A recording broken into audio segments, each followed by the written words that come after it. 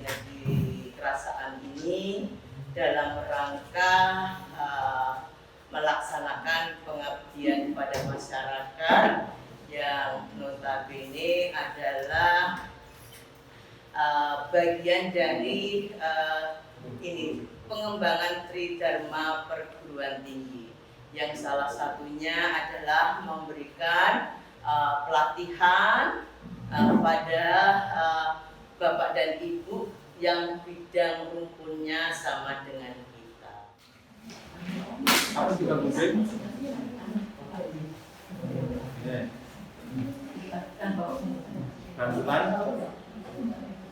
Bantuan yang pelan-pelan dikurangi, bantuan yang pelan-pelan dikurangi. Tuh, kok bantuan yang pelan-pelan dikurangi? Ya, mari kita lihat. Mari kita lihat satu lagi. Mas. Ya. Nah, Ibu pernah lihat gambar ini? Ya. Pernah lihat gambar ini? Mana tadi? Ya, siapa yang bisa menjelaskan ini? Implementasi teori Vygotsky dalam masyarakat. Ya, ini ada ABK kan? Ya. Pertanyaan kedua, apa sih Pak Koding?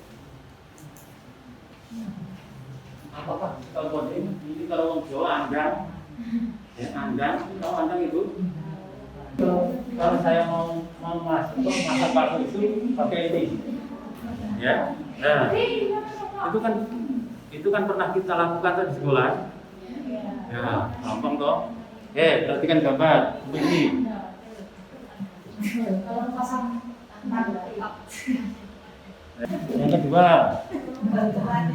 Nah, ini untuk apa ini? Ya, untuk ke sana gitu ya. Pernah lihat ini? Oh. Apa ini? Ayo, untuk apa ini? Iya, untuk ambil durian. Ya, itulah. Ini kan sudah kita lakukan di sekolah. Iya. Ya. Ini. Coba Mbak dibaca Mbak.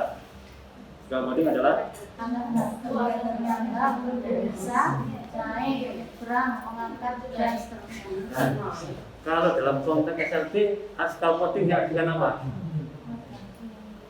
Nah, ini scaffolding artinya alat bantu yang digunakan untuk ABK bisa.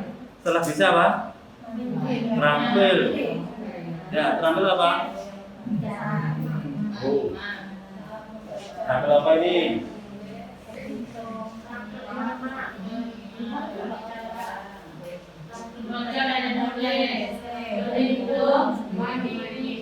Pertanyaan lagi, apa yang bisa dijadikan scaffolding?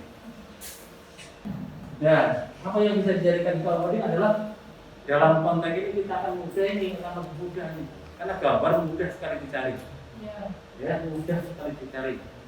Tolong dengan syarat kalau hari ini biasa selfie, ingat muridnya.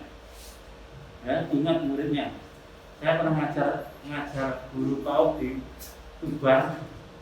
Muridnya nggak tahu taksi itu apa Pak. Dan taksi itu apa? Nah, ketika guru itu datang di Surabaya ketemu taksi, foto lah selfie. Jadikan bahan apa itu media massa.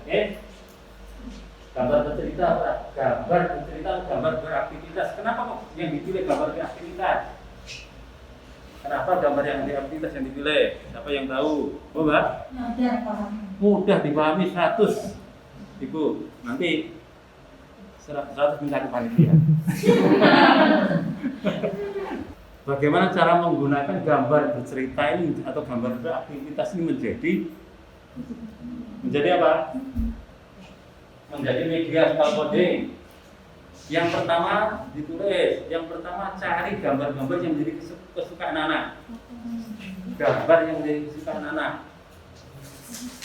Ya, gambar kesukaan anak. Yang kedua, apa? Nah, cari gambar-gambar yang menjadi kesukaan anak. Yang kedua, kembangkan menjadi media baca dan media tulis. Media baca dulu atau media tulis? Media baca dulu. Ya, jadi anak nanti membaca gambar dulu. Nah tadi kan konsepnya tadi kan bantuan yang pelan-pelan dikurangi kan, ya untuk bisa membaca, ya untuk bisa membaca tunjukkan gambar media dulu, media gambar dulu. Contoh gambar media, contohnya ini. Apa ini Bu? Ya, ya. Gambar ini harus ditunjukkan ke murid jenengan tanpa ibu menjelaskan sudah anak sudah tahu itu. Ya, tanpa dijelaskan anak sudah tahu, sehingga media itu kuncinya tanpa bicara sudah menjelaskan. Ada gambar, ada naskah, ada teks. Naskahnya coba dalam tulisan teks saya akan mengandung 5W1H. Apa itu 5W1H itu?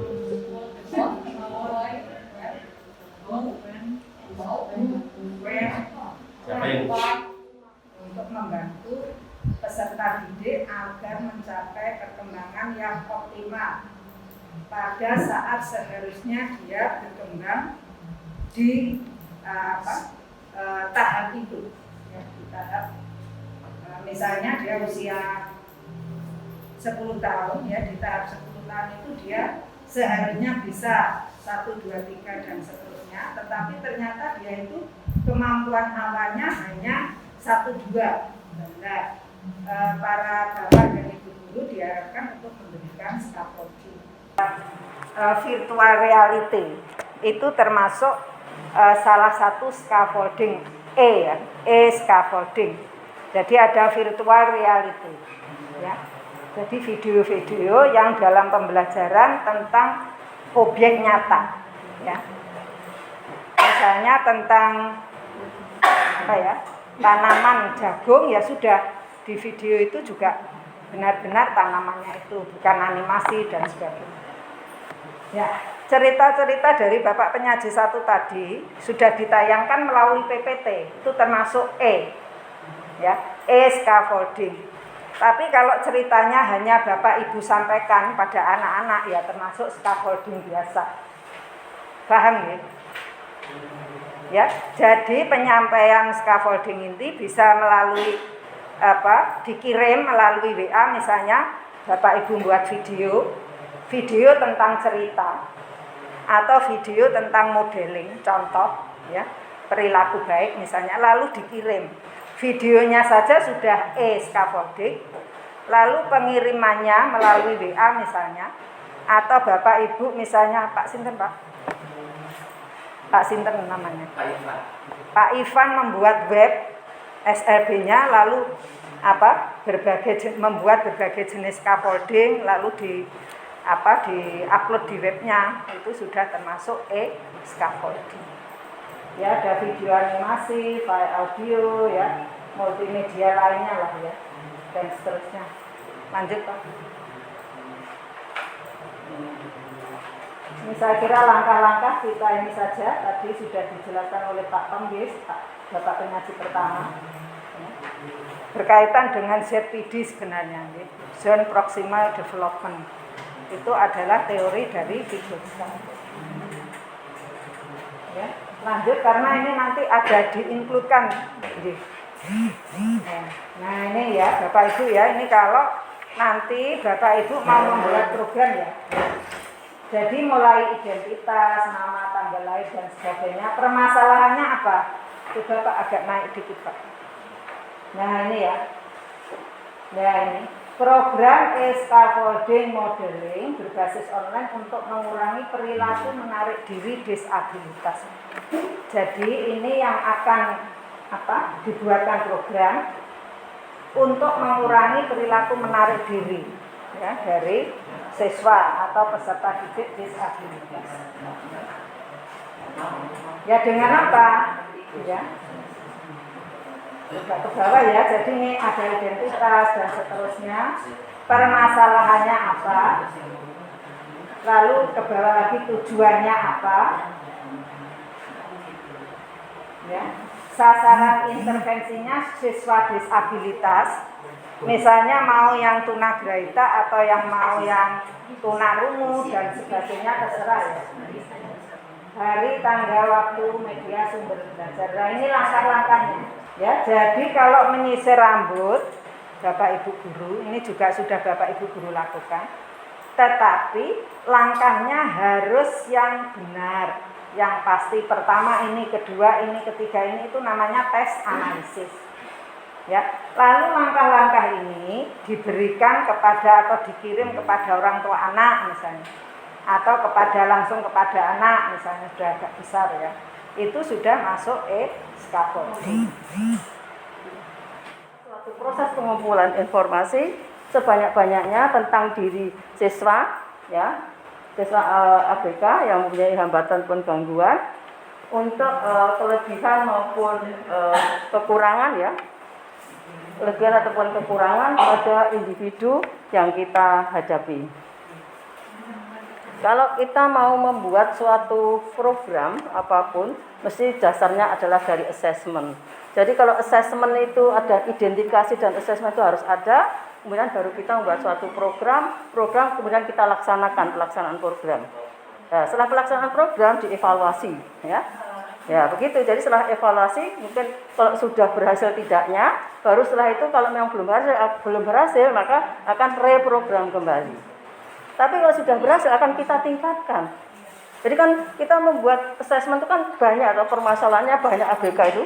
Mungkin permasalahan bisa fisiknya, mungkin tentang bahasanya, mungkin tentang akademiknya, membaca, menulis, berhitung, itu kan kita kemampuan ABK itu semua ya. Jadi akademik dan non akademik ya. Kemudian kalau yang akademik itu setelah membuat program, kemudian dibuat program itu dibuat RPP-nya untuk dilaksanakan pelaksanaan program. Itu yang akademik. Kalau yang akademik membuat PPI-nya. Ya, PPI ya. Individual program. Jadi program individual. Ada metodenya observasi. Kemudian ada metodenya tes. Kalau observasi itu ya itu tadi, pengamatan, kita amati sehari-harinya anaknya seperti apa kan gitu ya, kemampuannya seperti apa. Jadi tentang membacanya bagaimana, menulisnya bagaimana, berhitungnya bagaimana kan gitu ya. Nah, kemudian kalau metodenya pakai tes, nah ini tesnya bisa ke tes yang terstandar dan tidak terstandar. Kalau terstandar berarti menggunakan tes yang mengadakan biasanya seorang psikolog, ya, ada tesnya, yaitu tes khusus ya. Mungkin kita pernah dites intelijensi kita, terus orang psikolog biasanya pernah ya. Kalau di SMA itu ada ya, dites dulu. Nah, apakah dia termasuk di mana? Apakah dia punya bakat atau punya minat ya, pakai tes bakat, tes minat dan seterusnya. Tapi kalau pengamatan itu juga bisa dilihat dari kita mengamati anak itu kesukaannya apa sih tiap hari-harinya kan gitu ya. Itu dari minatnya, dia punya minat. Kalau bakat itu kemampuan yang dia miliki. Dia punya kemampuan apa? Ya gitu ya. Kemampuan yang dia mempunyai kelebihan, dan kelebihannya itu dibanding dengan orang lain, dia itu lebih cepat menerima sesuatu apapun. Kalau orang yang cepat menerima sesuatu apapun berarti dia punya bakat, kelebihan dalam salah satu atau beberapa bidang tertentu. Tapi kalau minat itu kecenderungan seseorang untuk menyukai atau tidak menyukai sesuatu itu adalah minat. Tapi kalau minat itu dipupuk maka akan jadi bakat. Tapi bakat kalau tidak dipupuk maka akan bisa hilang. Jadi kalau Bapak Ibu punya bakat, kembangkan. Muridnya Bapak Ibu punya bakat, dikembangkan. Ya, minat juga dikembangkan supaya minatnya juga akan menjadi bakat mereka. Jadi dikembangkan dengan apa ya, dengan melalui itu tadi, kasih media-media yang menarik sehingga anak akan giat belajar, sehingga prestasinya akan bagus, akhirnya dia bisa mandiri dan seterusnya. Selain itu bakat yang lain misalnya menari ya juga ada, bisa. Silahkan. Jadi bakat-bakat apa itu kita kembangkan ya. Kemudian hobi itu kesenangan ya. Ya hobinya apa? Nah, traveling misalnya. Ya enggak apa-apa, traveling kan bagus juga. Misalnya dari traveling itu ada pembelajarannya di situ. Jadi tidak hanya traveling untuk main, enggak ada tujuan, ada tujuannya. Jadi edukatifnya aja kan gitu misalnya. Nah, kemudian cita-cita. Jadi anak kembangkan keinginan untuk cita-citanya. Bukan berarti ditanya kamu mau jadi apa, tidak hanya itu, tetapi bahwa anak itu betul-betul nanti saya akan seperti ini. Dia tahu sendiri, dia akan apa yang kamu lakukan aja, saya akan melakukan ini ya, mungkin dibimbing oleh gurunya atau orang tuanya. Untuk mencapai ini kan harus ada langkah-langkah menuju misalnya menjadi dokter. Ya, dokter itu harus apa yang harus dilalui kan itu misalnya gitu. Kalau menjadi guru apa yang harus dilalui. Kemudian selanjutnya yaitu tentang data aspek sosial, kemampuan sosialisasi yaitu interaksi dengan teman lain ya, komunikasi dengan orang lain yaitu sosial ya. Jadi harus bisa, orang itu tidak boleh hidup sendiri, hidup harus dengan orang lain. Tidak mungkin orang hidup sendiri kan nanti tidak bisa tidak berkembang sosialisasinya ya. Jadi harus berbicara dengan orang lain, berkomunikasi dengan orang lain, dengan orang tua, dengan adik, kakak, tetangga, teman di sekolah, bapak, ibu, guru dan seterusnya.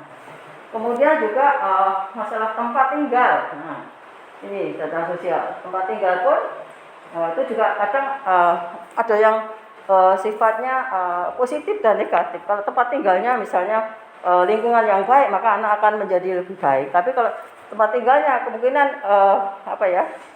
kurang mendukung terhadap keberhasilan anak, maka anak kadang perkembangannya juga kurang bagus. Kemudian perkembangan pergaulan dan percaya diri. Jadi pergaulannya bagus dengan temannya, dengan keluarganya, dengan tetangganya, dengan bapak ibunya. Saya kira nanti kalau dia pergaulannya bagus, maka dia akan percaya dirinya itu lebih bagus kan gitu ya. Jadi dia percaya diri itu adalah anak ini benar-benar harus diberikan kemampuannya itu bisa melakukan sesuatu yang dilakukan oleh orang lain, maka dia akan percaya diri. Oh ternyata saya bisa loh seperti itu. Dia kan percaya diri kan gitu ya. Tapi kalau waduh saya tidak bisa misalnya belajar memasak, oh saya kok nggak bisa menyanyi, saya kok nggak bisa menulis, ya itu kan rasa percaya dirinya kan kurang. Sehingga perlu dimunculkan untuk rasa percaya diri itu dengan diberikan scaffolding tadi, misalnya media-media yang menarik, sehingga anak itu akan rasa percaya dirinya lebih bagus dan akan berkembang dengan baik, bisa mandiri dan seterusnya. Itu selanjutnya Mbak. Ya ini teori ya, ini contoh dari instrumen perkembangan anak ya, contohnya seperti ini. Bisa dibaca Bapak Ibu, nanti materi sudah ada di Mbak Elian aja. Apa? Kan? Ya. Kenapa kok dengan ketunarunguan ya, difabel rungunya kemudian dia bagus ya. Ini salah satu hasil asesmen dan satu keberhasilan di dalam perkembangan anak ya. Itu berdasarkan hasil dari kolaborasi tim ahli, misalkan kalau tunarungu harus ada kaitannya dengan dokter THT. Kalau sekolahan itu bisa care dengan orang tua, dengan para ahli-ahli ya, itu insya Allah akan banyak berhasil. Makanya titik tolaknya adalah tadi yang disampaikan oleh Pak Pamuji itu, ya ada road map-nya di dalam tumbuh kembangnya anak itu, ya adalah 3R, reading, writing, and arithmetic itu Bapak dan Ibu sekalian. Jadi kalau hanya Bapak Ibu saja, hanya orang tua tak pokoknya tak bayar berapapun, yang penting wes piye caranya anakku pinter, nggak bisa begitu. Ya, jadi harus dimulai dari rumah dan difasilitasi oleh rumah dulu, dan itu harus sejak dini. Kalau Bapak dan Ibu ngerti teorinya Sanker itu ya, itu teorinya beliau itu. Tak kutip ya. Sanker itu kalau mengatakan kalau anak berhasil itu adalah fasilitas itu dimulai dari dini. Jadi dia bocah itu udah sejak awal ya, seperti itu. Jadi nggak langsung anak itu sok yang gede. Nah, dan saya mohon maaf, saya nggak seneng kalau ada guru masa begitu ya, misalkan begitu. Anak dalam berbicara nggak bagus gitu ya. Jadi nggak boleh guru mengatakan bocah kok ngomong kok nggak nyetok, nggak ngerti, yang apa sih diomong. Bertepatan yang ngomong gitu dulu mahasiswa saya, takjub gitu. Walaupun tua sama saya sesuai hanya setahun lah, tak ken gitu. Nah itu ngono rek, jadi bener ke.